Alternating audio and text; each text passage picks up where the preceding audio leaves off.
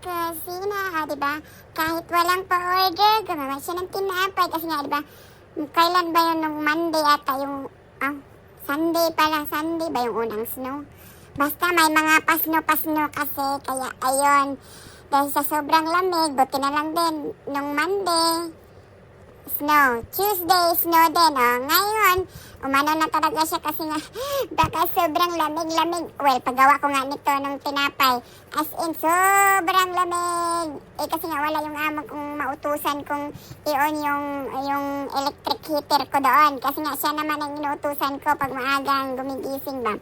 So, wala naman siya. So, ako ang nagsarawang sikap para medyo may mainit-init ang aking baking area. Kasi nga wala, super lamig na talaga, para na talaga din siyang fridge. Pwede nang maglagay na magiging freezer sa sobrang lamig. Lalo pa, yung nito, stainless steel. Tapos yung meron din siyang, parang yung mabigat na yung, ano bang tawag nito? Yung paristahan ng dough, pero hindi ko masyadong ginagamit kasi nga malamig yun. So yung isa yung ginagamit ko para nilalagyan ko rin ng pa-heater. Kasi nga diba, tinatapat ko na yung heater pag nag-ano ako ng tinapay kasi nga sobrang lamig talaga ng baking area na MD Jennifer. So ayun nga, salamat sa aking mga suki, diba? Sana na-miss nyo ang tinapay na MD Jennifer at bumili po kayo. Thank you po, diba?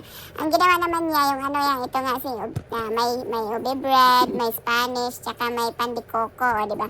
Kaya nga minsanan ko lang din sa pandikoko kasi minsan mas target talaga yung si Spanish at saka yung ube bread, yan medyo. Pero pag mga pandikoko, minsan mahirap siyang i-dispose.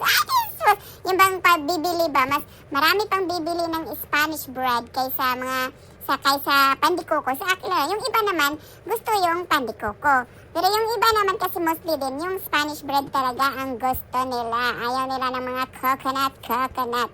So, ayun na nga ang chika ng person, diba? Dahil sa ayaw niyang malamigan ang kanyang baking area, ayun, nagluto siya ng tinapay. Kaya, thank you lagi-lagi sa aking mga suki loves. I love you all. Salamat sa pagtanawan. Thank you sa notifications. Mama, chup-chup mo. Enjoy. I love you all. Bye.